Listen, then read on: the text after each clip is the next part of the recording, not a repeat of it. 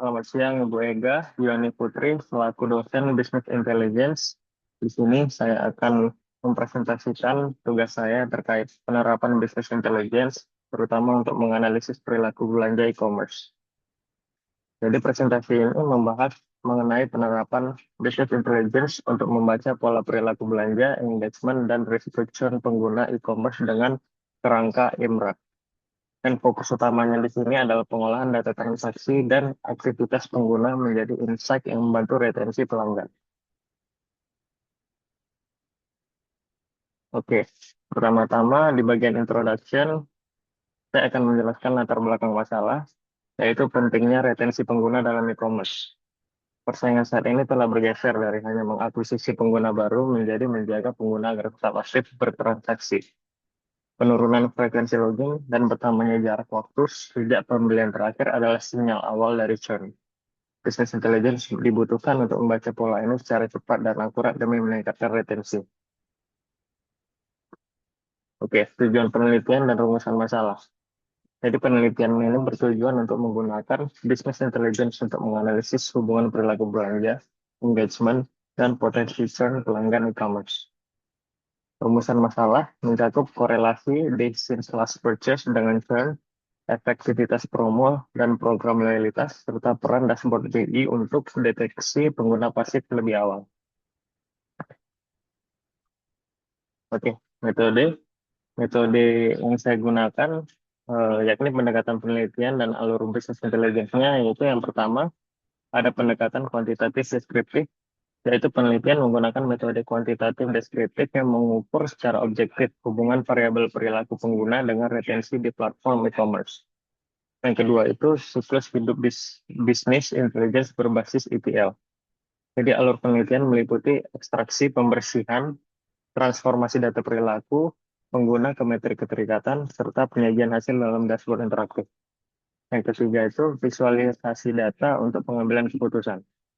Dashboard interaktif menyajikan informasi engagement dan perilaku belanja pengguna secara ringkas untuk mendukung keputusan manajemen. Lalu metode terkait sumber data, cleaning, dan integrasi. Yang pertama itu sumber data utama.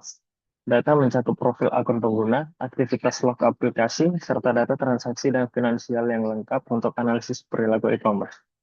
Yang kedua, proses cleaning dan integrasi. Data dibersihkan dari akun bot, data kosong pada customer ID dihapus, dan anomali transaksi disaring untuk memastikan kualitas dataset sebelum analisis. Oke, sekarang outputnya, hasilnya. Komponen bisnis intelligence yang pertama itu terkait integrasi data dan data warehouse. Yang pertama itu input data. Dataset perilaku pengguna e-commerce dari Kaggle meliputi data profil akun, log aktivitas, dan data transaksi pengguna yang lengkap.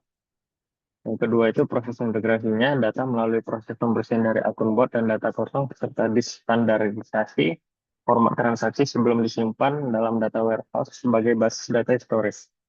Yang ketiga, output analitiknya adalah terbentuknya basis data analitik yang rapi dan terstruktur dalam data warehouse dan siap digunakan untuk analisis tren perilaku belanja dan pengambilan keputusan bisnis.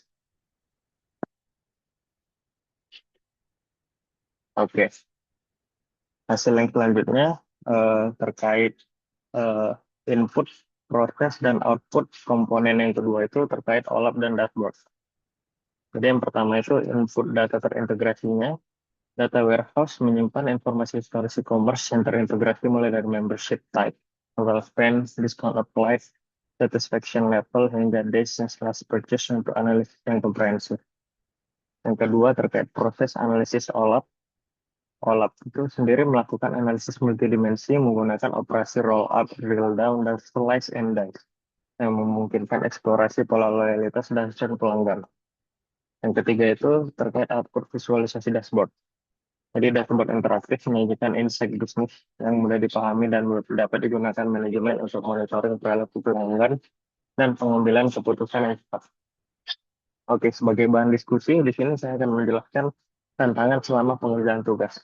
Yang pertama itu adalah integrasi data terpisah, yaitu menyatukan data yang tersebar di berbagai sumber memerlukan proses pembersihan dan standarisasi agar analisis itu sendiri menjadi valid. Yang kedua, relevansi indikator. Memastikan indikator yang dipilih itu benar-benar mencerminkan retensi pengguna agar hasil analisis berguna bagi manajemen. Yang ketiga itu penyederhanaan insight. Itu menerjemahkan hasil analisis teknis menjadi insight bisnis yang sederhana, jelas, dan mudah dipahami oleh pihak manajemen.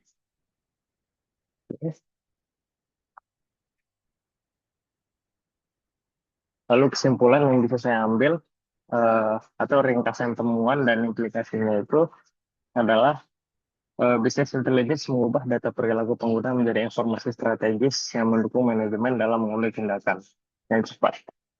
Pengolahan data yang bersih dan terstruktur serta dashboard interaktif membantu menyoroti pengguna berisiko churn sehingga strategi retensi dapat lebih tepat sasaran. Oke, sekian dari presentasi saya. Mohon maaf jika ada kesalahan kata. Terima kasih.